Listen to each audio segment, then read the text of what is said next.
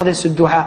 Ce verset, il est ajib, il est extraordinaire. Et malheureusement, nous les jeunes, Wallahi, illa man rahim Allah, sauf ceux à qui Allah Azza wa Jalla fait miséricorde, beaucoup d'entre nous, on est négligents avec nos parents. Et je dis beaucoup d'entre nous, les pratiquants, beaucoup d'entre nous, les jeunes, qui sommes soi-disant attachés à la sunna, qui faisons des efforts pour nous attacher à la religion, beaucoup d'entre nous, Wallahi, notre comportement, il a été influencé par la vie en Occident, et Wallahi, notre comportement, à bien des égards, il est loin du comportement qu'Allah Azza wa Jalla nous a demandé. Allah, il nous interdit de faire de dire la moindre phrase. Le moindre mot. Fi, ça n'a aucun sens. Ça n'a pas de sens. Fi, c'est une onomatopée. C'est un son. C'est un mot qui est composé de 2 lettres. C'est le mot le plus petit en arabe. C'est pour vous dire que si tu n'as pas le droit de faire à ton père, celui qui fait des phrases entières et qui lui dit tu m'as jamais rien appris, tu m'as jamais rien donné, et qui se plaint, ça c'est encore pire. Regardez, à travers ce dua, on retrouve la miséricorde. Ceux qui bénéficient, qui doivent bénéficier de notre bon comportement et de notre miséricorde, ce sont nos parents en premier, notre père et notre mère. C'est eux qui doivent profiter en premier. Nous aujourd'hui avec les frères, on est masha'Allah. Un frère te dit viens, emmène-moi à Anvers, tout de suite tu l'emmènes à Anvers. Emmène-moi à Bruxelles, tu l'emmènes tout de suite. Par contre ton père te dit viens me rendre un service, tu lui dis j'ai pas le temps, il habille demain, après-demain. On n'est pas disponible pour nos parents, subhanallah. Regardez ce dua. Oh Allah, fais leur miséricorde comme ils m'ont élevé tout petit, subhanallah. Quand tu auras des enfants, tu vas comprendre, subhanallah. Quand ton fils il pleure la nuit, les parents ils dorment pas, peuvent pas dormir, subhanallah. Au moindre bruit de l'enfant, ils se réveillent. Les parents ils sont capables de se priver pour donner à leurs enfants. Ton père, combien de nos parents ils se sont levés, subhanallah, à 5h du matin, à 4h du matin, ils ont fait même 2 travails, exprès pour pouvoir nous donner ce qu'eux ils n'ont pas reçu, exprès pour nous acheter des chaussures Nike ou nous acheter de la marque, pour nous donner ce qu'eux ils n'ont pas connu dans leur enfance, eux qui sont venus à 13 ans ou 14 ans en France. Et nous, subhanallah, on n'est même pas capable de leur rendre tout ça. On doit être miséricordieux avec nos parents. On doit les aimer, leur montrer de l'amour. Quand ils sont vieux, on doit être auprès d'eux, leur accorder du temps. Mais nous, quand on est marié, on préfère notre femme, on préfère nos enfants. Même le point où certains, si sa femme va se disputer avec ses parents, il va toujours prendre le parti de sa femme, subhanallah. Il va faire des cadeaux à sa femme, mais jamais à sa mère. Il va emmener sa femme, il va jamais emmener sa mère.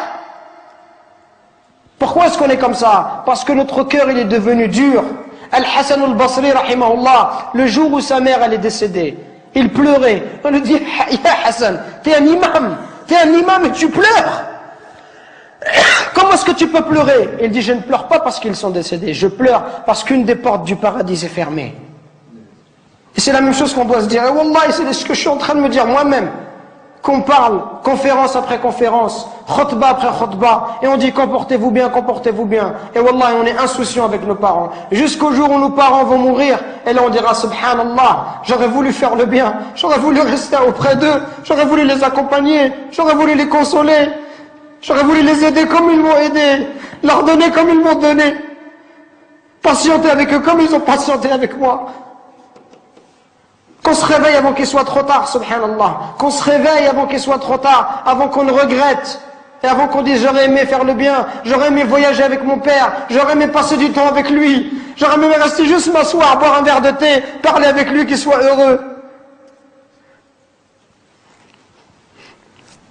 Combien de gens dans l'histoire de l'islam, ils ont atteint des hauts degrés, juste parce qu'ils étaient bons avec leur mère. Uwais al-Qarani, considérés comme les meilleurs des tabi'in. Le prophète alayhi salatu wassalam, il disait à Abu Bakr et à Omar, si vous voyez Uwais, une personne qui s'appelle Uwais, allez le voir et demandez-lui de demander pardon à Allah pour vous. Regardez, subhanallah. Si vous voyez Uwais, allez le voir et demandez, dites-lui que le prophète alayhi salatu wassalam lui passe le salam. Dites-lui que le prophète lui passe le salam et demandez-lui d'invoquer Allah pour vous, qu'il demande à Allah de vous pardonner. Omar, toute sa vie, il l'a cherché. Wallahi, toute sa vie, Omar ibn Khattab, il a cherché Uwais al-Qarani. Il l'a vu à la fin de son califat, quelques années avant de mourir. Quand il l'a vu, il l'a trouvé. L'histoire, elle est longue. Il lui dit, est-ce que c'est toi, Uwais? Uwais lui dit, non, qu'est-ce que tu me veux? T'es qui? Il dit, moi, je suis Omar ibn Khattab. Il dit, qu'est-ce qu'il y a? Et il lui dit, le prophète, il m'a dit tout cela, tout cela. Ouais, il commence à pleurer. Il lui dit, pourquoi il a dit ça? Qu'est-ce que j'ai fait? Et il lui dit, le prophète, il nous a dit, Si on te voit que tu demandes pardon à Allah, et que tu avais la peste et que tu as été guéri, excepté la taille d'une pièce dans ton dos, parce que tu avais une mère et que tu as été bon envers elle. Uwais al-Qarani, à l'époque du prophète, il était croyant. Il n'est pas parti voir le prophète, il ne s'est pas déplacé. Pourquoi? Parce qu'il avait une mère, il ne voulait pas l'abandonner. Il voulait rester avec sa mère. Regardez, il voulait rester avec sa mère, il ne voulait pas la laisser toute seule. Pour ça, le prophète a été informé par Allah Azza wa Jal que cet homme-là était un homme pieux.